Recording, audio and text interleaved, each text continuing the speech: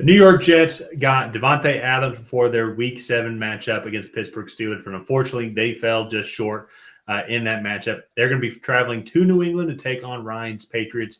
My name's Tyler, here with my brother Ryan, and we're going to break down this Week 8 matchup between the New York Jets and the New England Patriots. But before we get into that, we have a goal of getting to 100 new subscribers for these Week 8 prediction videos we have going out.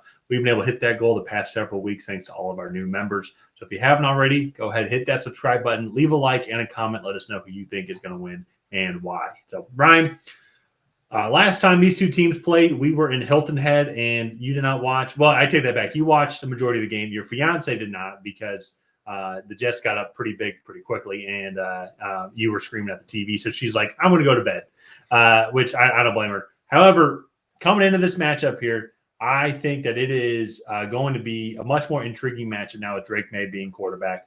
The Jets are on a pretty tough losing streak as of right now, and they did get Davante Adams. They fired their head coach last week, so it's very interesting kind of where this Jets team is at, because on paper it seems like they should be good, but it's not seeing the performance out on the field. What is your kind of overall thoughts now after seeing the Drake May play for 2 weeks now?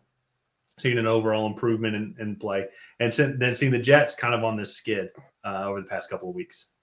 Yeah, well, it started off with the Patriots. A very disappointing start. It's not even just the fact that they are 1-6, because honestly, we kind of expected that. But it's the fact that they're so they look poorly coached. They're undisciplined. They were the number 1 team against the run last year, and granted, they're missing a lot of players from the team last year, but they were also banged up last year on the defensive side of the ball, and they were still the number 1 rushing team. So they're now not even close to average. I believe they're one of the worst run defenses in the league.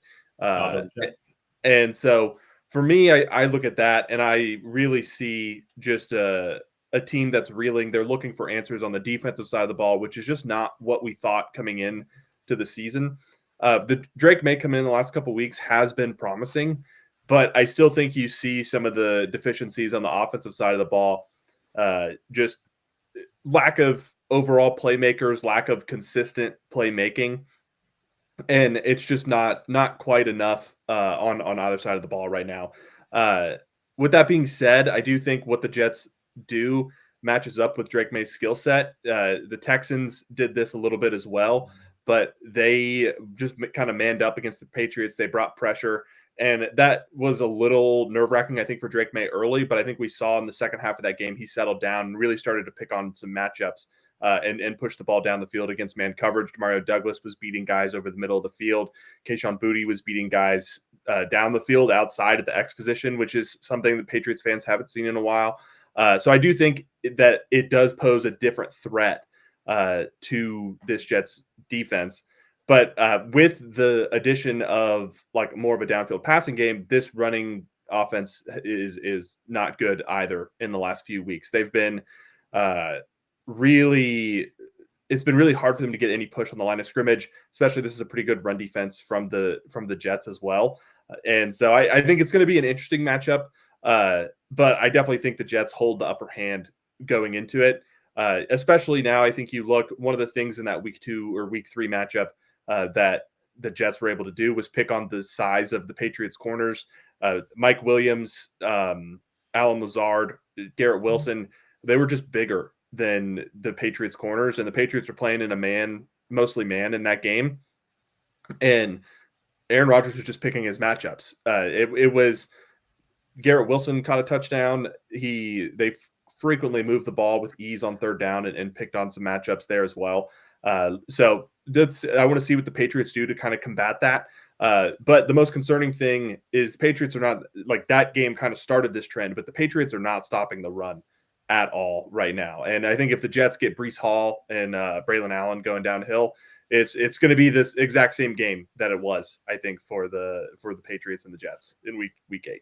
Well, and that's going to be the interesting part too with the Jets game plan overall. Is Elijah Vera Tucker did leave Sunday night's game with an ankle injury, so his status is definitely going to have to be monitored.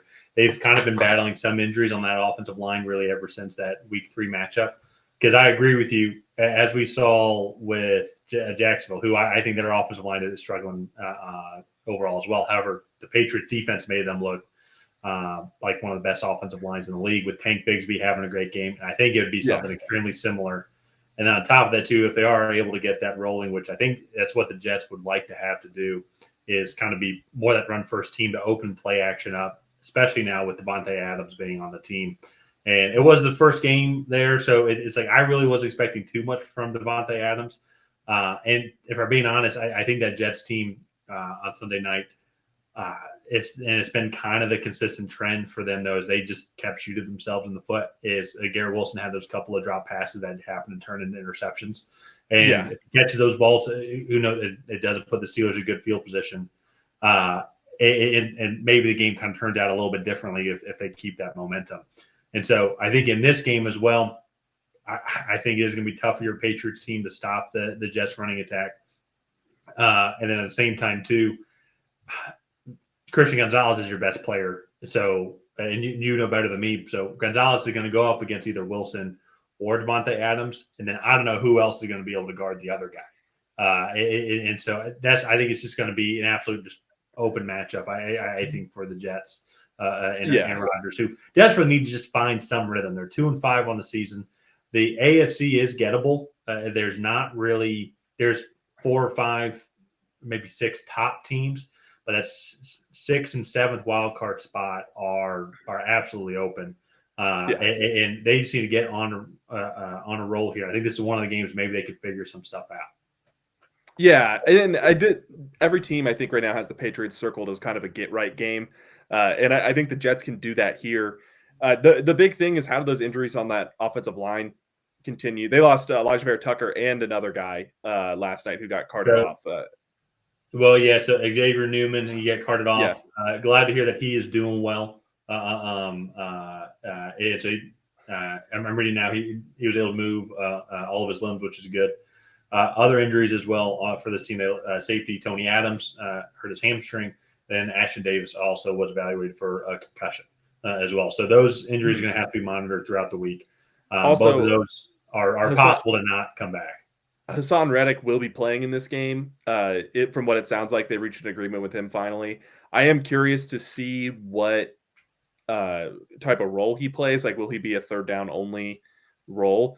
But that could have an impact on this game as well, as the Patriots tackles are really banged up at the moment. So, I think the Patriots have figured out something in pass protection with this offensive line that they have. The problem is this offensive line group can't run block.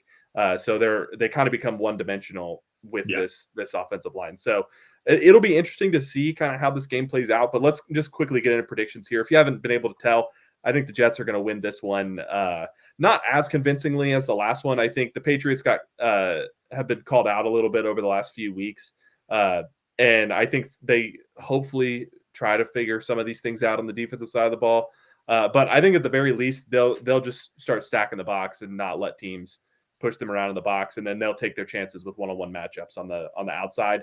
And I think Aaron Rodgers will be able to find some matchups there, but I also think they won't be able to have those 14 play drives that they were able to have consistently in the first matchup. So I'm going to go with the Jets. I'm going to say 27-21 will be the final score.